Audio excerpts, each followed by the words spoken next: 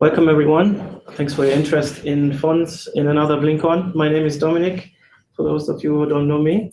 I work in the layout team with Emil and others.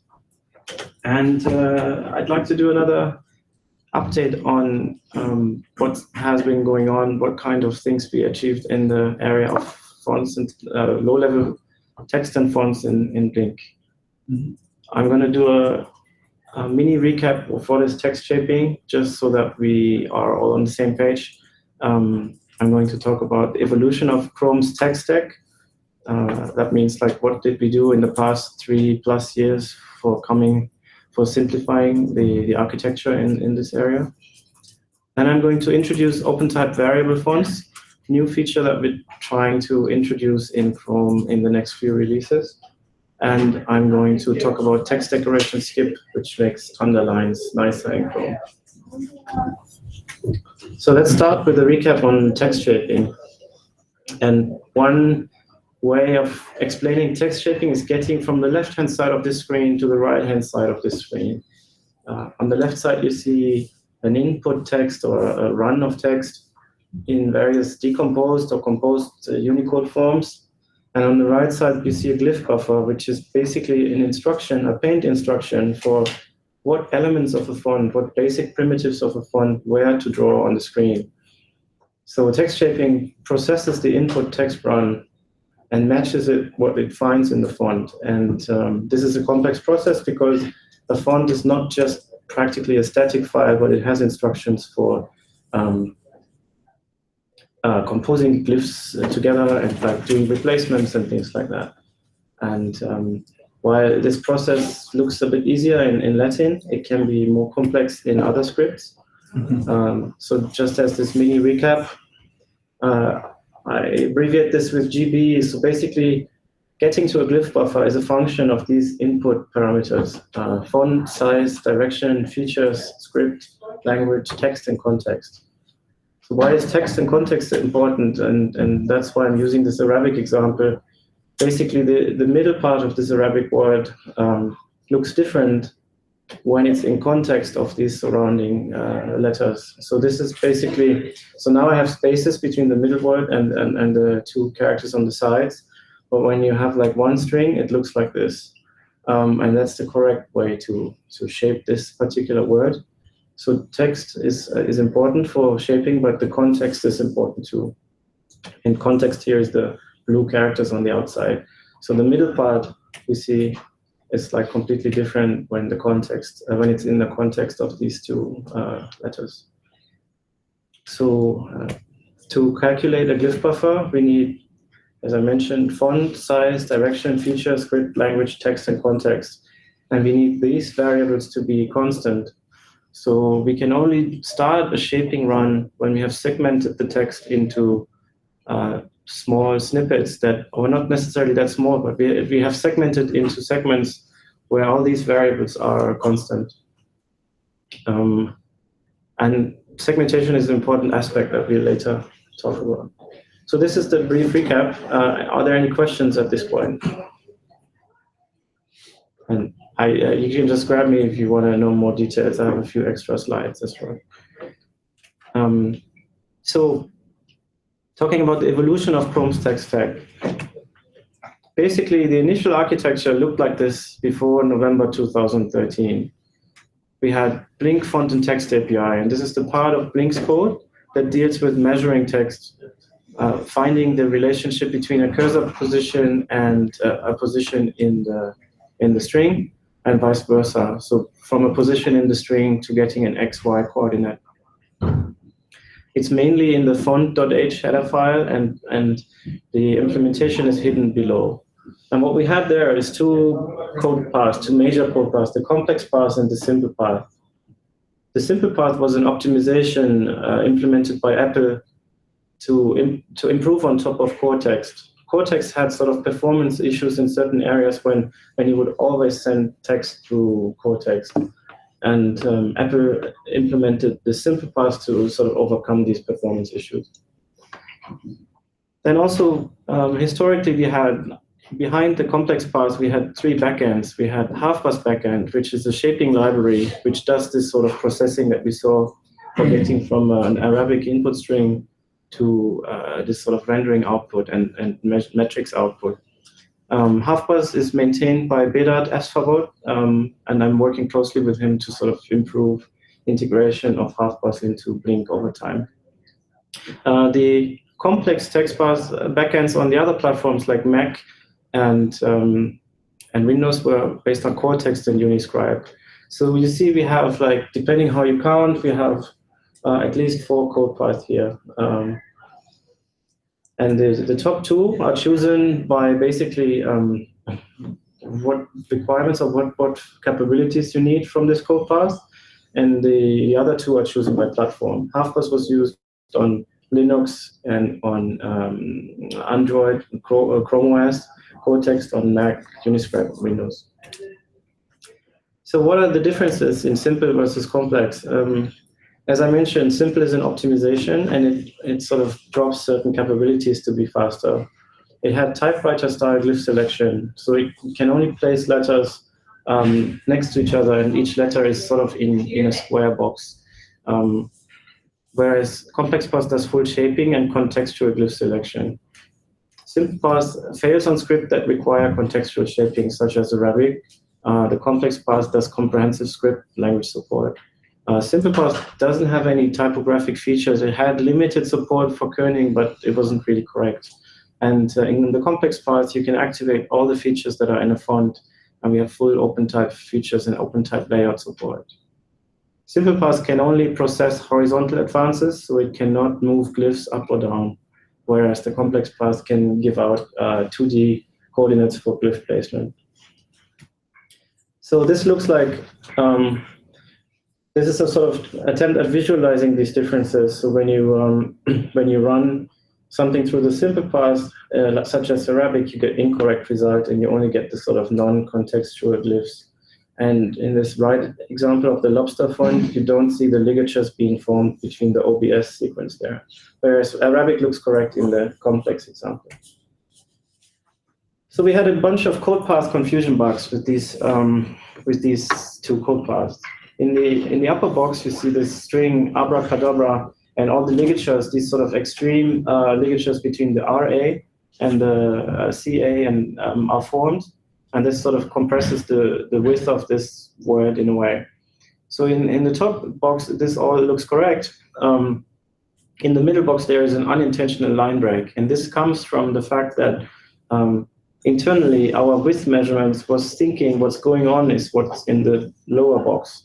So our width measurements was not forming the ligatures and thinking the length of the string was like this, but then it decided there needs to be a line break, but in the rendering stage, we choose the complex path again, and then we had this sort of unintentional line breaks, which was a source of confusion, maintenance, headache, and lots of users complaining about this.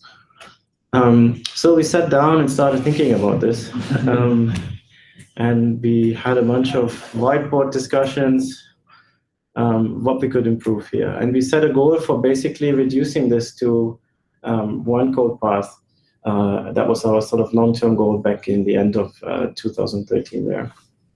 And the first step was moving Windows to using half-pass. So 1 code path crossed out, so we switched to using half-pass on Windows as well. But still, we have differences here. For example, we see a difference in this Arabic word shaping between core text and half-pass. So on the right side, you see the half-pass result. On the left side, you see the core text result. And perhaps you could imagine that the right-hand side is perhaps more visually appealing. We believe that diacritic is slightly incorrectly placed. So we still had these code path differences. So the next step was in September 2014, switching to half-pass on Mac. So we now have 1 complex path only. We have no more platform differences, but we still have the distinction between the simple path and the complex path. Now, when moving over to half-pass on Mac, this was not without sort of some friction. We got about 6,000 layout test failures, and we had to categorize them, go through them, find out what's failing. One one big category of layout test failures was line spacing issues. And it turns out that in the end, the reason for these was that the core text path had certain metrics hacks. So it was intentionally sort of growing the metrics for certain macOS fonts and just by hard coding like +2 pixels here and there. So we didn't port these to our new code. And in the end, we had to backport those to the new code as well. That took a while to figure out. Then also, the complex backend based on core text was handling some features for vertical text for us, and we couldn't directly sort of bring those over. So we had some issues with degraded vertical text temporarily.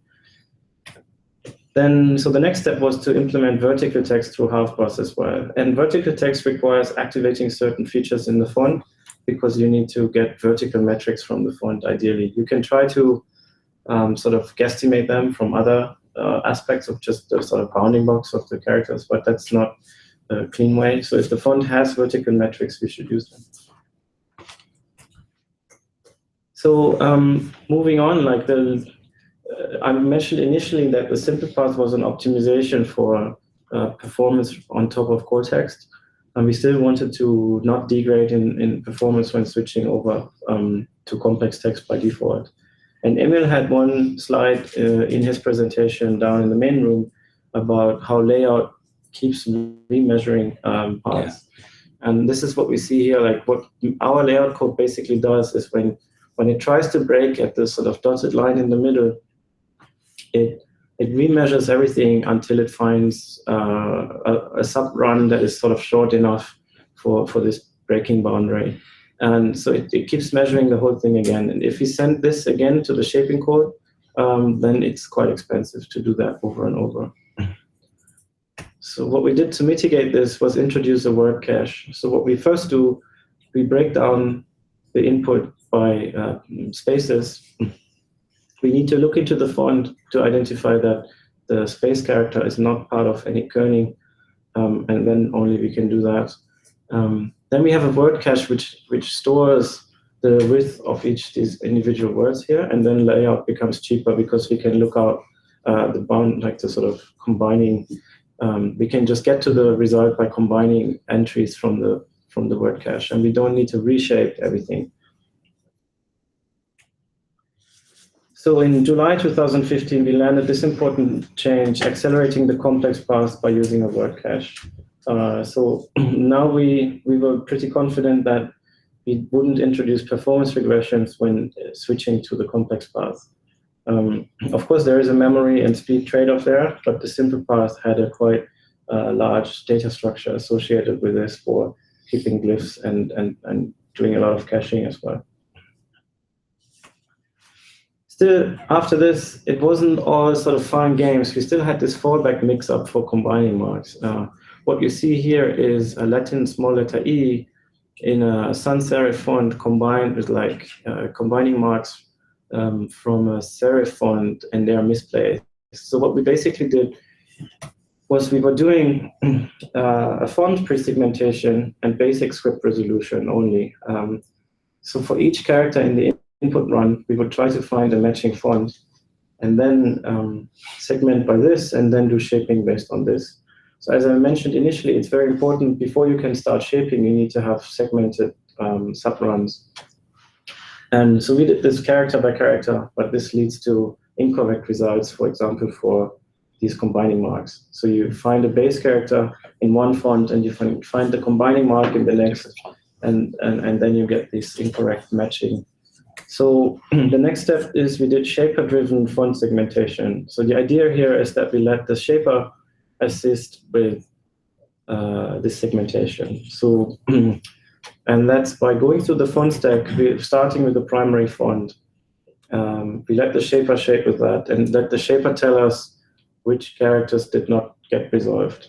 And this is in a way more correct than this sort of by characters pre-segmentation, because of this initial example of having decomposed and composed characters, which you need to match to decomposed or composed glyphs in the font.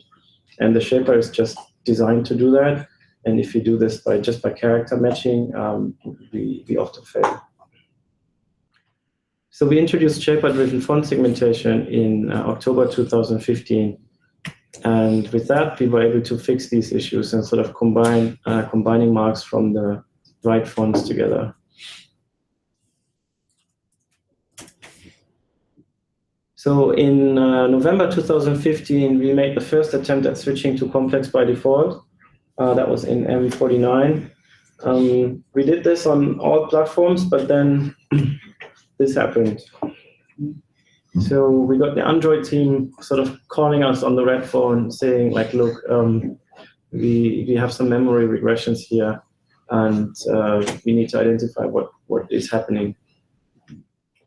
Then we went to like a long phase of debugging memory and trying to trace what is actually using memory in the font stack, and that's not so easy. The data structures on the Blink side are relatively cheap. Like keeping an SK typeface around is not very expensive, but keeping the glyph caches that are associated with the SK typeface around in Skia land, that's more expensive.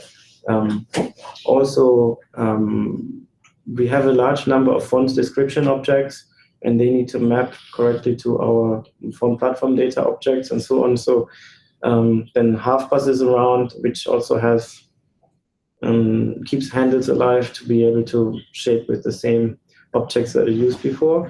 And so a lot of time went into finding out where is the memory coming from and what is used. And part of this work was also the glyph cache metrics optimization that has been mentioned in the Speed Team's presentation and in MS keynote.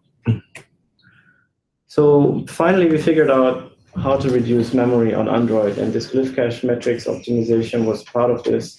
And then in 54, we were confident that we can switch on Android as well, and we did that. And so 54 is the first release where the simple path is practically slashed, and everything runs through complex. Then we waited until this hit stable, and then in 57,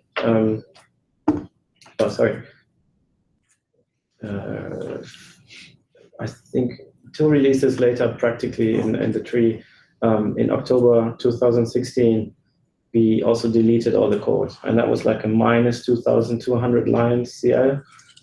So good saving, and also, but just generally very interesting for us to not having the responsibility to maintain the simple path anymore, and not the sort of bugs that were resulting from it, and so on.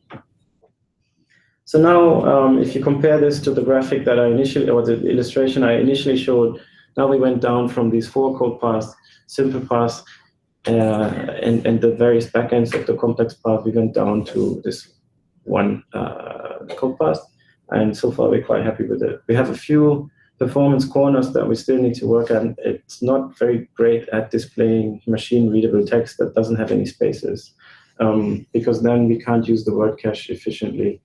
And so we have a few corners here. Koji has also helped improving this. So we're getting better at it, and we're looking for new ways. We could, for example, when we display something like JSON, we could consider breaking on commas or something, and improving it there. Right, so this was the simplification and the evolution of the tech stack. So to recap, we had a bunch of bugs through platform differences, and then we had a bunch of bugs through code path differences and this code path confusion issues that I was initially showing. So we reduced platform-specific code by harmonizing on one shaper. That was the Windows moving to half-pass and Mac moving to half-pass. We put vertical text support on this code path. We improved performance by adding a word cache. We had a modular and staged approach to text segmentation, so moving from the pre-segmentation by font to moving on to the half-pass assisted segmentation. Then we enabled complex by default on all platforms, including Android, and in the end, we were able to remove the simple code path.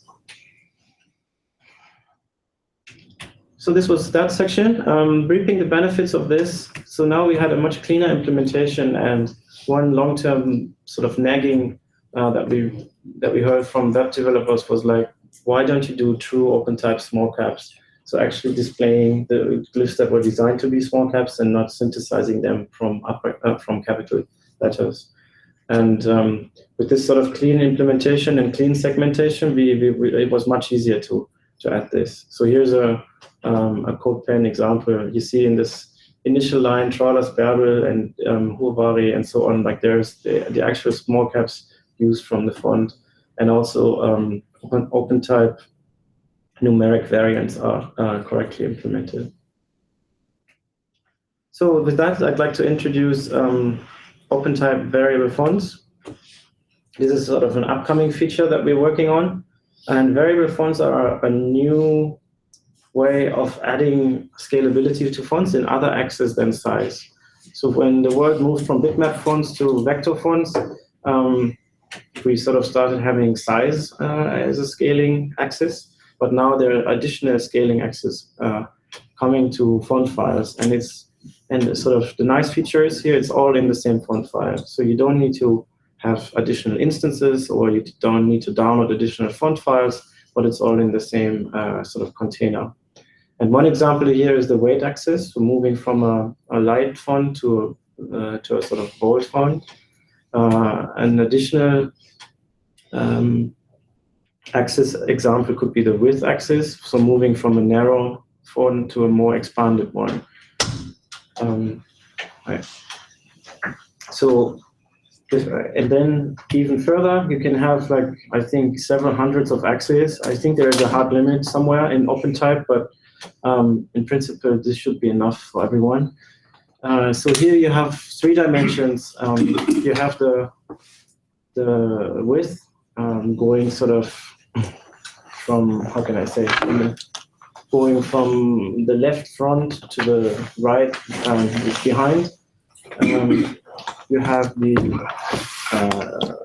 light to bold coming from left background to the right foreground. And then in top to bottom, you have a feature called contrast.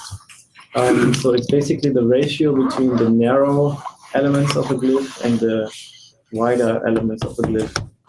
Isn't that optical size? Isn't it optical size? It relates to optical size. So basically, optical sizing is defining which contrast you want to use at a certain size of a font. Okay. Yes, it's that. So like, it's practically also the difference between a display font and a sort of a body font. So all of this can be in the same font file, and the designers can choose what axis they want to define.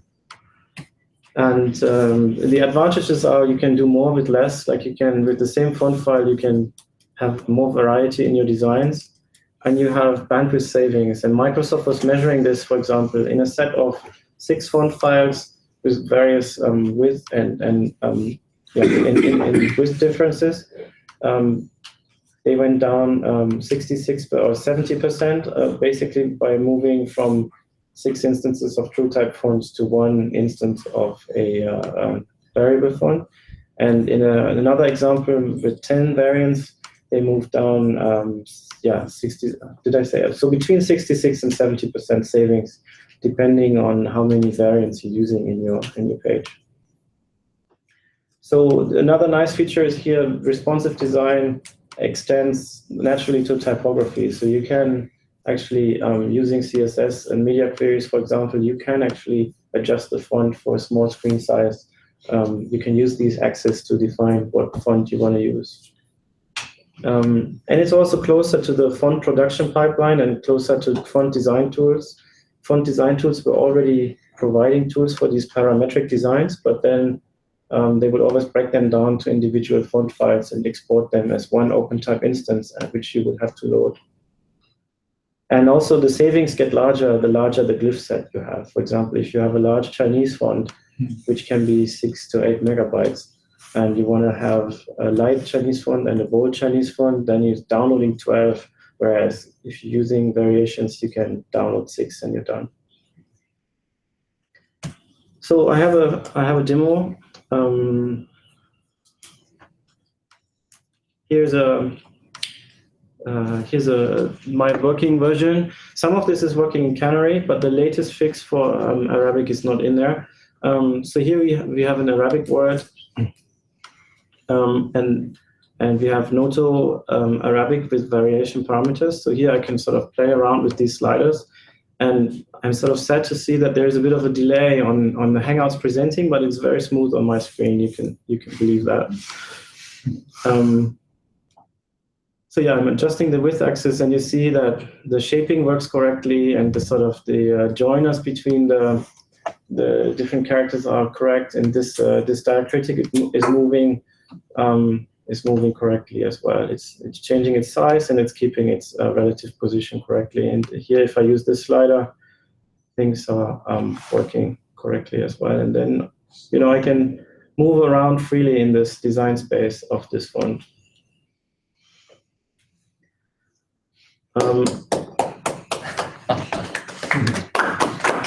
Thanks.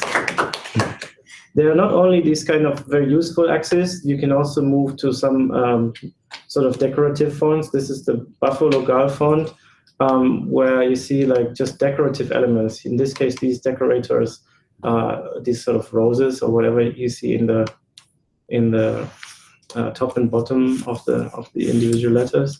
Then here there's this fringe feature where you see these decorations in the middle. Cool. So the designers can arbitrarily choose stuff that they want to make addressable by these parameters. So these are the, how can I say, the tops and bottoms of the letters. You see they're changing from round to sort of these triangular edges. There was this. Yeah, this is sort of, you see it slightly on the sides of the letters, how it's sort of bending inwards. And yeah, and these are the serifs in a way. So it's a little hard to see. But so basically just one decorative font that can be used in this aspect. And then there's one website where, I forgot his name. His handle is Lob. He does this website where you can play around with variable fonts even more. And one funny demo here is this Zycon font, where you also have a bunch of more decorative axes. So here, for example, you see like how the cat is changing its shape and how the dog is sort of nodding its head and things like this. And I think one of those, here you can make the moon go dark and the clock ticking, and the cyclist is sort of rotating the pedals and things like that. So there is like, it's open for experimentation, and there's a wide array of things you can do with this, from these canonical axes like width, weight, optical size on contrast, things like that, to decorative fonts like Zycon. Is specified by Unicode code point or font variation? So this font is probably using private use area for the sort of glyphs itself, unless there's a sort of canonical. I don't know if there's a code point for cat, but like. But the rest of these animations is just done by setting axis parameters. So it's not specified by Unicode in that sense. That's specified in OpenType. So how do we control from JavaScript? From JavaScript, you control it by setting font variation settings CSS. So it's declarative. It's I can show you, for example. Well, we need a style recalc. Yes, you need the style recalc and you need new font instance and everything. Yes. So there is a certain load when you want to do this kind of thing. Oh, but this rendering is done by the font pipeline. Yes. We need to. Okay. So these are variable fonts. The last thing I want to talk about is text decoration skip ink. Some of you might know this feature from Safari, and we're bringing it to Chrome. Actually, it's already implemented, and here's another demo on this. So here you see underlines, and when we activate text decoration skip ink, all the descenders are not sort of crossed by the underline anymore. And then we activated CSS3 text decoration styling as well. So you can select color, line style like dash, dotted, and so on. And it looks like this.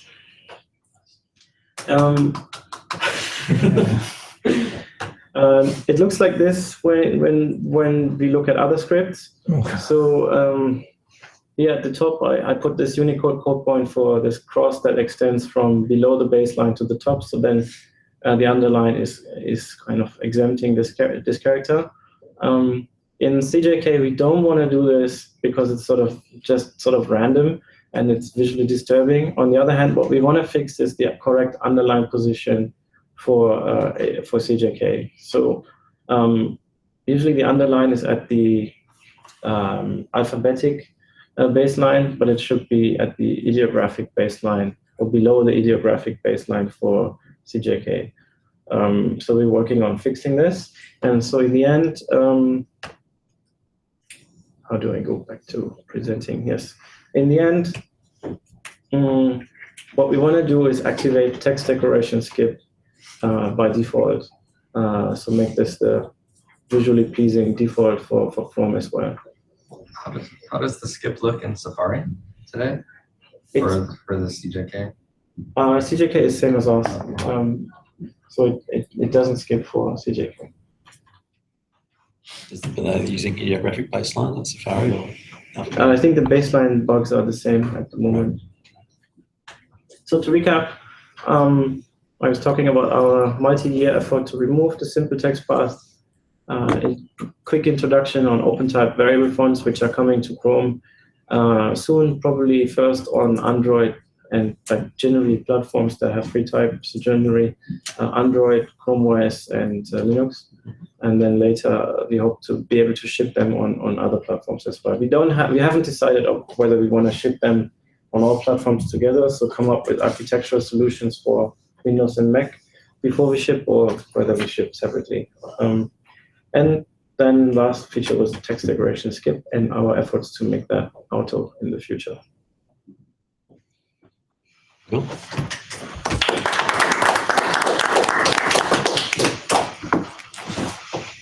Do you have any questions? I'm happy to talk and make more fun friends because it's a bit of a lonely area.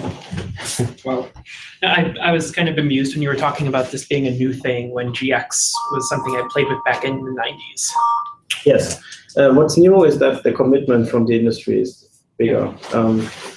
So this was initially presented in fall last year in Warsaw by a group from Google, Adobe, Apple, and Microsoft together. And all these companies expressed commitment to have this in implementations in 2017. Safari in the technology preview supports this font variation settings as well. And we're sort of in sync about what our implementations look like. I filed some WebKit bugs, and Myers is looking at what we're doing, and we're thinking about this. Yeah. Unfortunately, like I have this working on like this demo that you saw. This is running on Cortex, so at least on Cortex rasterization. So it works here as well. There might be some bugs on Cortex. At least on FreeType, we have better control, and we're pretty confident that it's working well there. So the shipping decisions still need to be made. So using Half-Buzz for the shaping of the metrics and stuff, and then delegating the drawing to Cortex. Yeah, rasterization is done by Cortex, Right. and we partially rely on Cortex for getting individual metrics values that Half-Buzz uses then for Shaping and stuff, right? We're going to be moving to OpenType everywhere then, or eventually? This is well, sort of Cortex does this OpenType based on OpenType. Mm-hmm. Whether we want to move to Half-Buzz and FreeType on other platforms is like we're playing around with this thought sometimes, but it's a lot of work for maybe not a lot of gain. So it's a little unclear. Is it direct write on Windows, or is it direct write on Windows? It's direct write on Windows for the same, so for extracting metrics and for rasterization. Have you talked to Medium about the skip feature? You saw their Yeah, that's where we gained like one data point of do web developers want that, right? That was my. It probably drove some of the industry interest, right? Yes. Yes. Are they? So they must be excited. Yes, although they went like, I think they have even more styling options with their hack. So one of the things that's being discussed on GitHub at the moment is underline positioning. How far is the underline and how thick is the underline? This should come from OpenType, but the fonts just usually have garbage in there, so we can't use that data. And otherwise, we get a lot of font bugs, and font bugs are hard to explain to users. Like, why doesn't it look right? Because it's a bug in the font. Go to your font vendor. I think it's hard enough to talk to us about bugs. So going to font vendors is not going to help. So, so there is some ideas for having CSS for underline positions to sort of override what's in the font. And then I think if you have that, then we're close enough to what Medium has with their. You think it would work well enough? I mean, it seems like it would work for some fonts and not others. Like, how would you? I guess I just feel like, you know, the world of like what you can end up rendering with a glyph is such that you can't always be confident that you can actually position the line where people might say to put it and have it look okay. Well, we would at least give this freedom, right? Like, you don't want it just in the font file. Yeah. Whether it looks okay, like, I think in the end that is a bit up to the sort of page author of what sort of underline style they want to use. But there are some problems with, like, Latin underlines are not the same as CJK underlines, and in other scripts, underlines also they mean something different, right? So we use them for emphasis. But in CJK, you wouldn't use them for emphasis. You would probably use emphasis marks for that. Yeah, it actually triggered also an internationalization discussion on W3C, right? Like what do underlines mean? How should they be standardized? Okay. Thanks. Question about carrot. A carrot, yeah. Carrot or ID. Engineering authority. Do you